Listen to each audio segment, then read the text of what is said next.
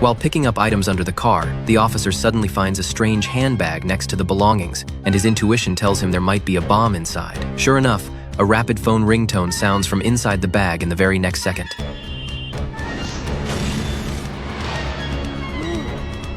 Officer Sato feels a splitting headache as she witnesses this scene. It turns out the police were deployed today because a bomber threatened to attack the Tokyo team parade on the street.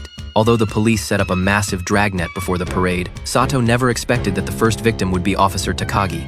At this moment, Conan quickly asks Officer Shiratori, who is closest to the blast site, if he has found any sign of Takagi. It turns out that the moment Takagi saw the bomb, he used his instincts to escape the scene in time. Unaware of this, Sato is still searching for Takagi in grief, which reminds her of Jinpei Matsuda, who was also lost in an explosion 3 years ago. Fortunately, Yumi arrives in time and brings back Takagi, who is completely unharmed. However, Sato falls into silence when she sees the surviving Takagi, and Officer Shiratori realizes that the person she was desperately trying to save was actually Matsuda. Inspector Megure believes the suspect's claim of attacking the team was just a distraction, and the real goal is to seek revenge against the police. Because Takagi's car was destroyed and the clues were cut off, everyone is worried until Dr. Agasa says he recorded the scene of the incident. Although the recorder was lost for a while, the doctor luckily found it back in time, and everyone immediately begins checking the video to look for suspects. Even though some people with strange behavior appear in the footage, the police do not find any clear evidence of a bombing suspect. At this time, Megure receives a report that a nearby telephone booth has also suffered the same kind of bomb attack. The police set out to investigate again,